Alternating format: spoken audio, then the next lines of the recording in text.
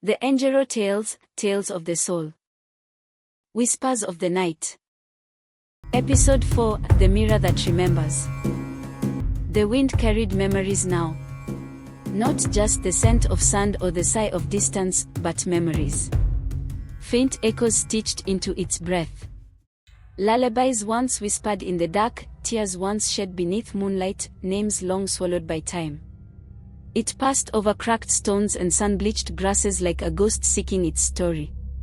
And through that forgotten land walked Malembo, silent and steady, far beyond the reach of Oloru.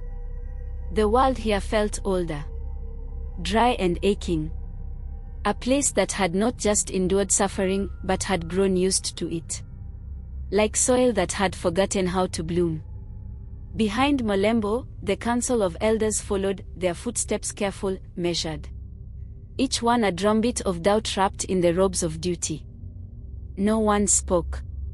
There was reverence here, and fear. They journeyed toward a place whispered in firelight tales, Kifaru, the buried city of mirrors. Once, Kifaru had shone like a second sun, its walls lined with glass that remembered. Every truth spoken there lived on in reflection. But it was not a place for vanity. The mirrors did not flatter. They revealed. And truth, when seen too clearly, had the power to break a soul.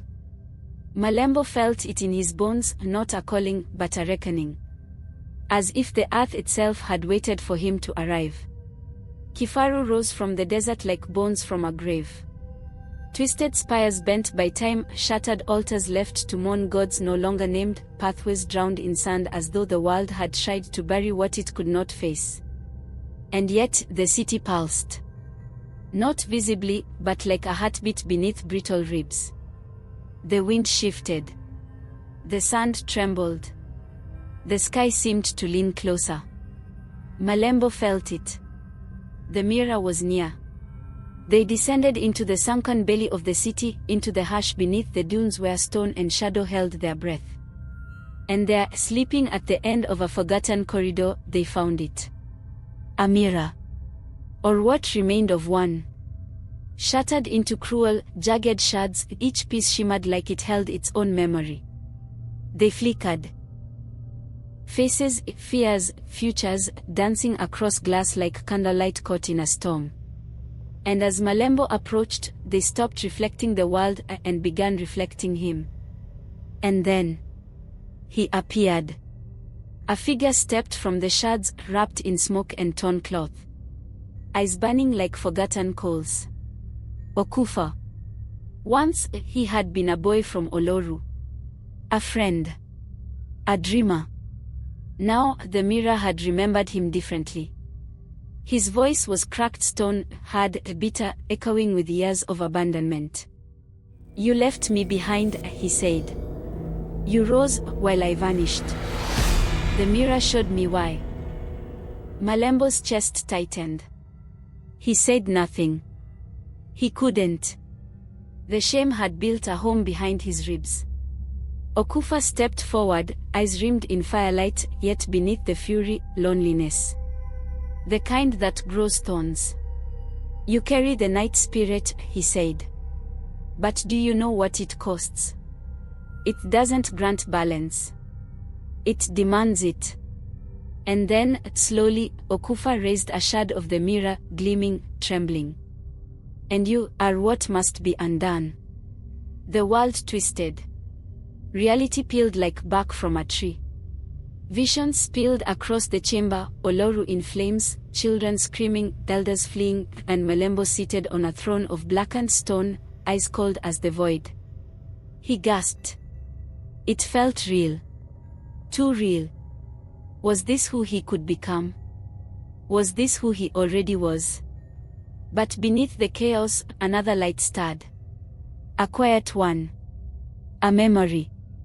His mother's voice, humming over boiling herbs. Old man Kalemo's words, "You are seen." The laughter of children as he taught them the skybound legends. Not prophecy. Memory.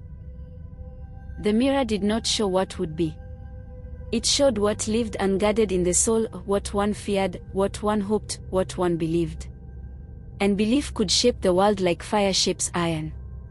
Malembo looked up, heart racing.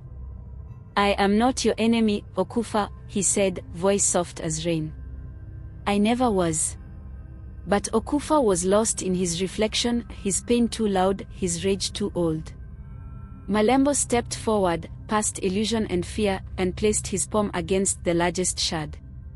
Its surface shimmered, resisting him like a held breath. But he did not waver. "I choose balance," he whispered. "Even if it breaks me." The glass trembled. A crack. Then another. And then light. Not blinding. Not burning. But whole. Like something that had always been waiting to be healed. The mirror shattered. A blinding burst of light ruptured through the chamber as if memory itself had screamed.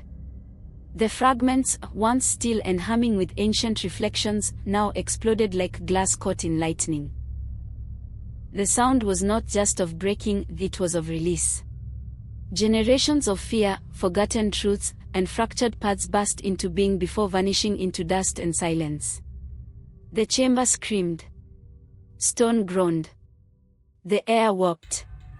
Walls that had held their breath for centuries finally exhaled. Whispers of the past swirled like spirits caught in the collapse. Echoes bounced wildly, a child crying, a mother singing, Okufa's voice breaking, "You left me behind." The ground buckled, and Malembo was thrown backward. His body lifted, flung like a leaf in a storm, spinning through air thick with dust and memory.